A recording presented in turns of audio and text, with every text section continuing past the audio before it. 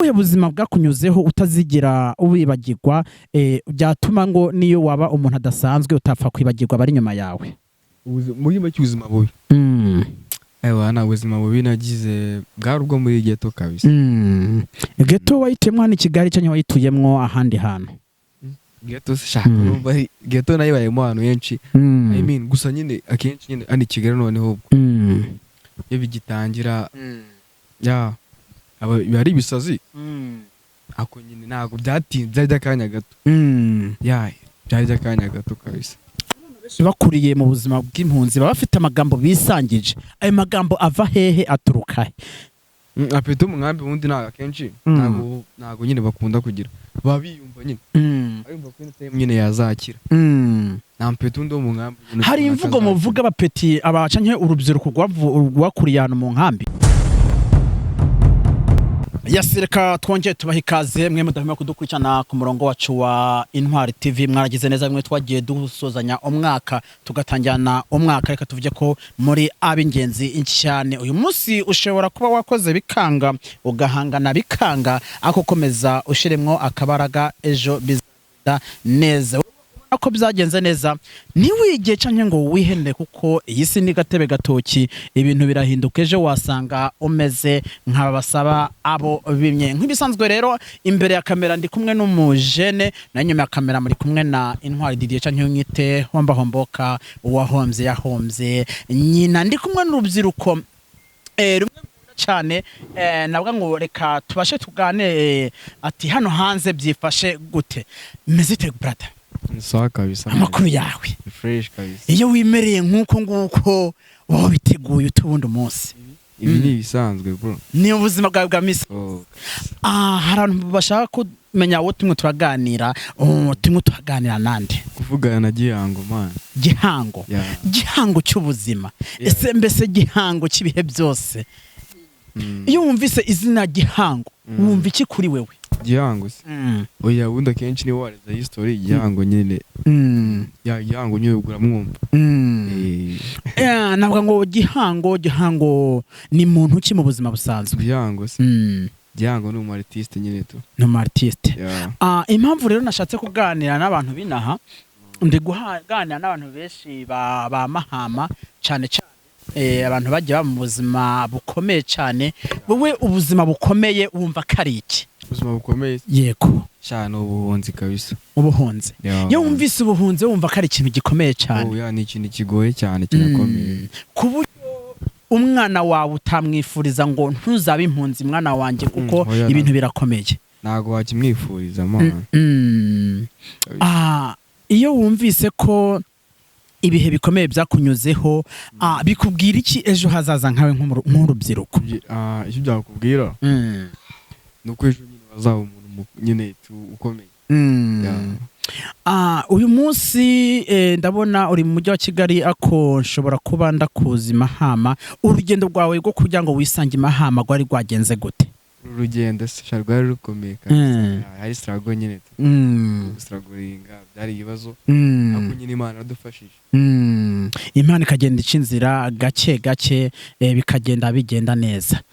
Navuga ko mu buzima bwawe watuye mu nkambi zingana iki kuva ukibaho? N'ebyiri tu. N'ebyiri. Tutakugoye niyihe niyahe? Harimo Ibyumba hakabamo n'Imahama. Hari abantu batazi Ibyumba inkambi bayita inkambi ya Byumba canke bayita ni Gihembe tu, inkambi ya Gihembe. Reka mbanza suhuze cyane abantu batuye mu nkambi ya Gihembe, reka mbabwire ngo Uwiteka arabakunda. Reka Imana yakugejeje ahantu hagiye hatandukanye kandi yakunyujije no mu buzima bugiye butandukanye. Wewe uri Gihembe canke ukaba warunguruje ukaba waravuyeyo, wewe uri Mahama canke ukaba waravuyeyo ukaba warageze hirya no hino. Reka ndabapepeye cyane murabe ingenzi cyane. Ibiganiro byacu nuko bigenda bitumotiva gake gake ku bantu bagiye n'ubuzima butoroheje. Hama tujye tuganira. Yego. Wisanze mu bana bangahe Gihembe utuyeyo? Ubuzima bwa Gihembe bwari bumeze gute? Ubuzima bwa Gihembe nanone nyine ndi kwa kubundi abari struggle n'ubundi ubuhunzi ntago buhinduka, bari ibisazi. Ntago biba byoroshe kabisa. impamvu nashatse kuguhamagaza hari umwana umwe yavuye mu nkambi ya Gihembe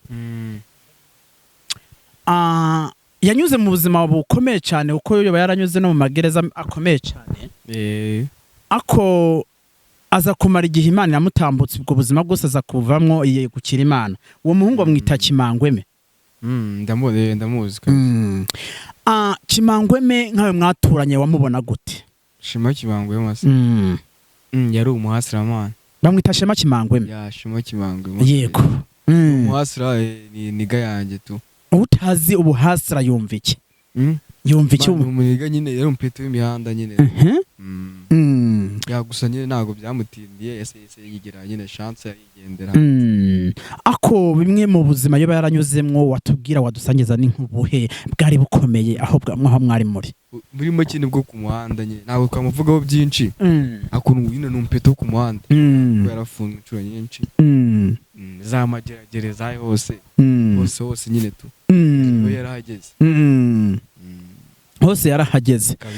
Yahageze akiri muri Gihembe canke yahageze amaze kwisanga Imahama. No guturuka kera akiri ibyumba man.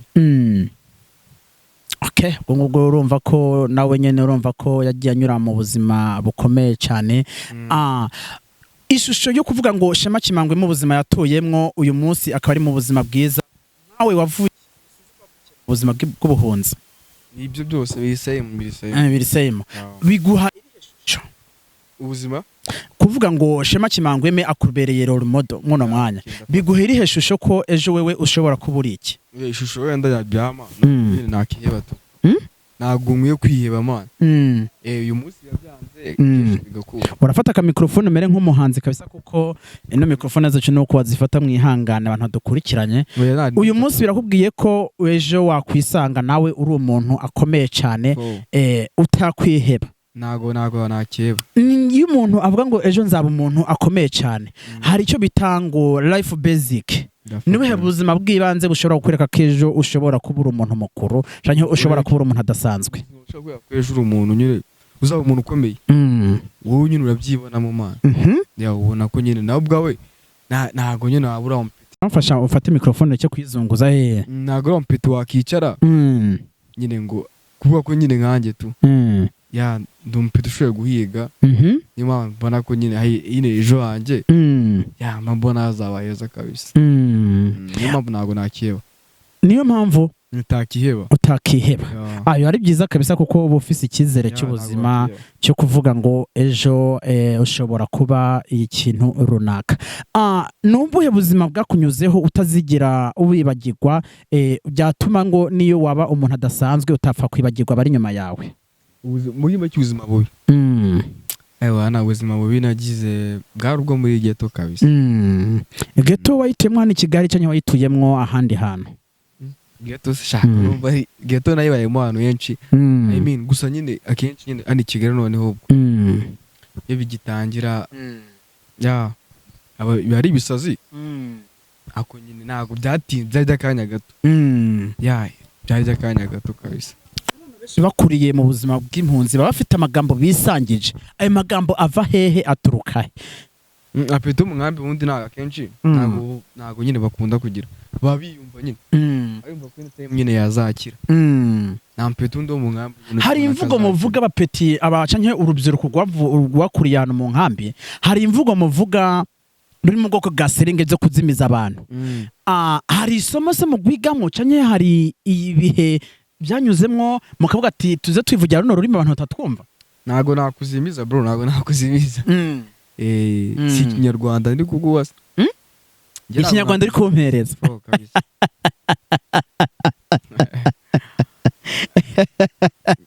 Serenge nago twazivuga. Ya nago nakuzimiza. Shema Kimangweme tugenda tumuganiraho gake. Shema Kimangweme harageze igihe yihebera Imana avuga amagambo amotiva abantu. Ari amagambo se navuga ko hari icyo wowe yakugirira cyangwa hari icyo yakubakira icyizere yumva utangiye kumwe nawe.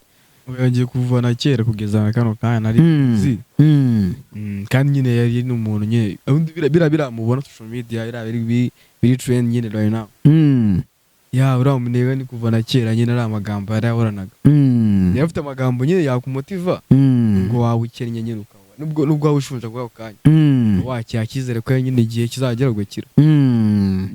Okay, tujye tuganaho mu buzima busanzwe bwite bwawe. Uyu munsi ubuzima bwa ghetto utuyemo i Kigali uri kubona bwifashe gute? Bino minsi sha Imana iri kudufasha kabisa. Ya Imana iri kutugenda imbere. Bimwe muri bike bimwe muri bike uravuga ati Imana iri kugenda idufashamo bimwe na bimwe. Kandi hari icyizere ko n'ibindi bizaza nyine.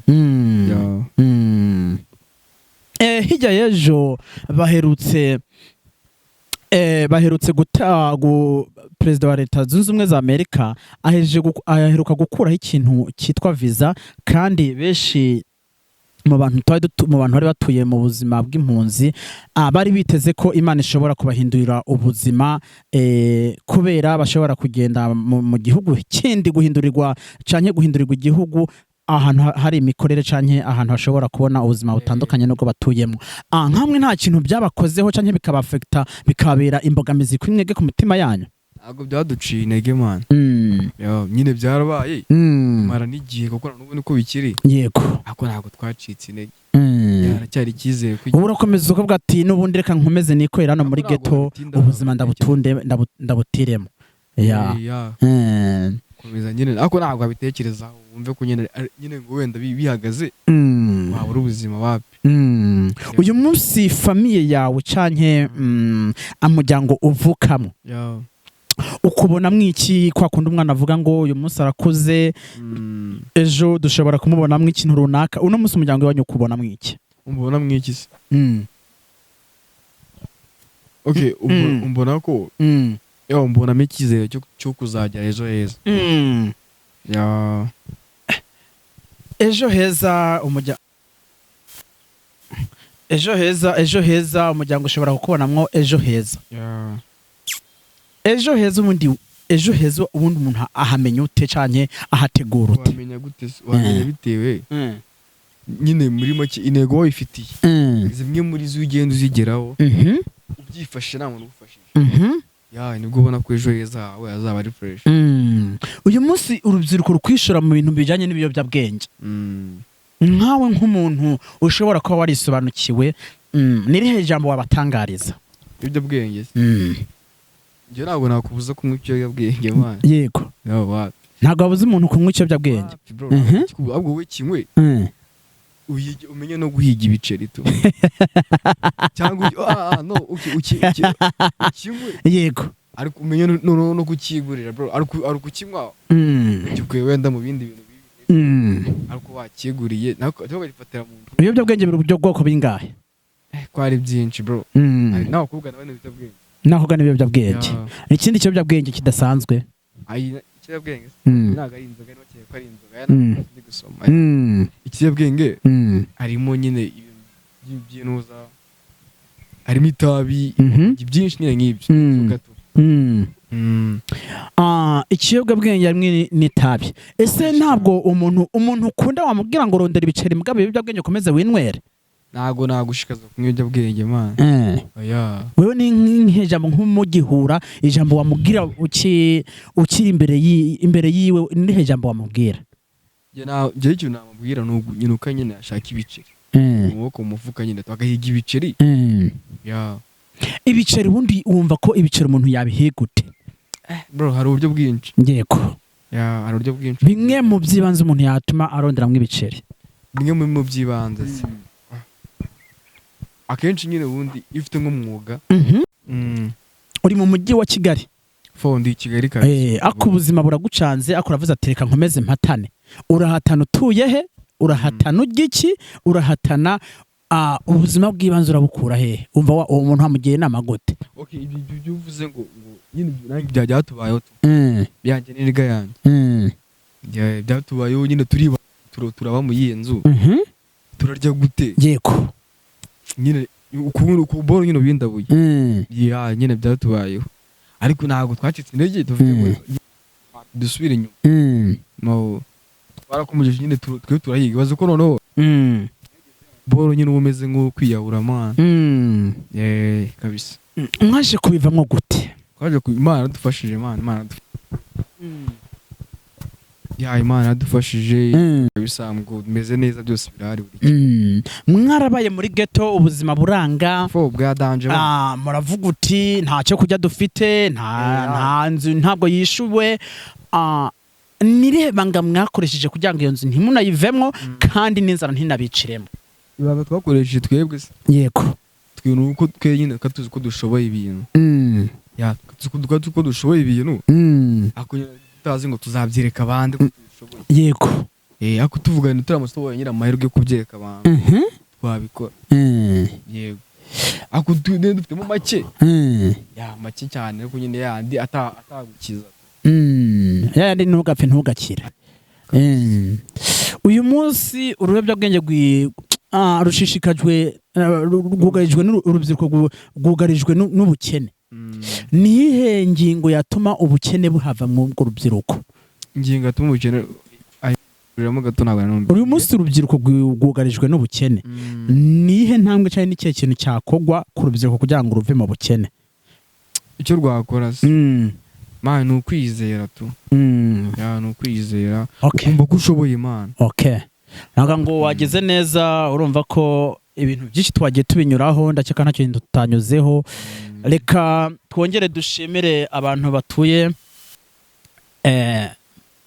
mu nkambi zose Gihembe Ibyumba na Ngarama Kibuye reka dushimire abantu b'Imahama reka dushimire namwe Imana yagiye ishigikira cyane Imana yagiye ibagira neza muri mu bihugu byo hirya y'inyanja reka tuvuge ngo Imana ikomeze ibarinde mu byo murimwo n'ibyo turimo turaganira na Gihango imwe aratubwira ko ubuzima budasanzwe bw'ubuzima yanyuzemwo akimara kwisanga ari impunzi ntabwo byari byoroshe ako yarakomeje arahatana yarabaye mu buzima bukomeye arahatana yarabaye ahantu hakomeye arahatana ntabwo twaganiriye ku buzima bw'ishure sinzi ko wigeze kugirirwa amahirwe yo kwiga